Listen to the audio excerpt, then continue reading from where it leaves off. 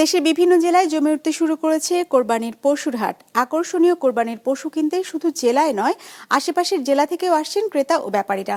তবে সীমান্ত দিয়ে যাতে কোনো গরু প্রবেশ না করে এই দাবি খামারিদের। প্রতিনিধিদের পাঠানো তথ্য ও ছবিতে ডেস্ক রিপোর্ট। 250-টিরও বেশি ডিজাইন অপশন নিয়ে ওয়ালটন স্মার্ট ফ্রিজ, বোঝে আপনার প্রয়োজন। ঠাকুরগাঁওয়ের 5 উপজেলায় ছোট বড় মিলে প্রায় 20টি কোরবানির পশুর হাট বসেছে। এর মধ্যে স্থায়ী হাট 12টি। এরই মধ্যে বিভিন্ন আকার ও দামের গরু নিয়ে আসতে শুরু করেছেন খামারি ও কৃষকরা।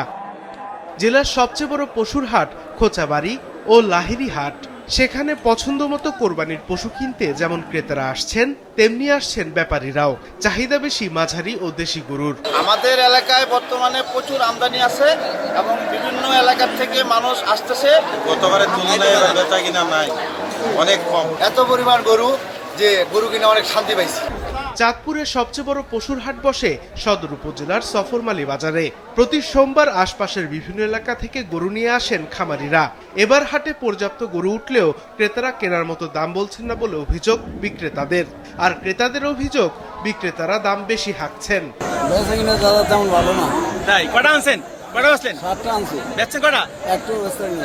একটা 1 লাখ, একটা 1,14,000। দাম কেমন এখানে? দাম তো মোটামুটি ঠিক আছে।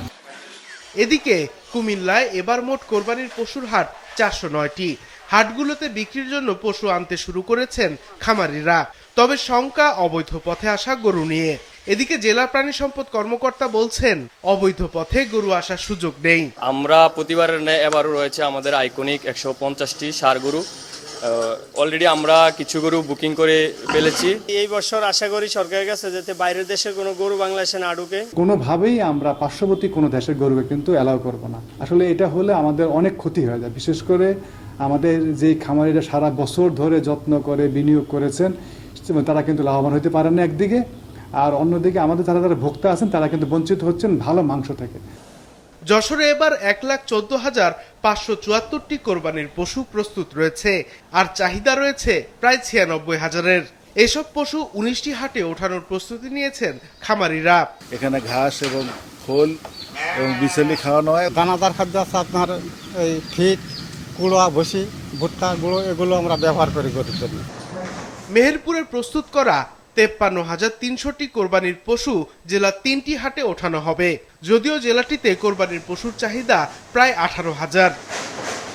সাদেকুর রহমান সিদ্দিকী, বিজনেস রিপোর্ট, মাছরাঙ্গা টেলিভিশন।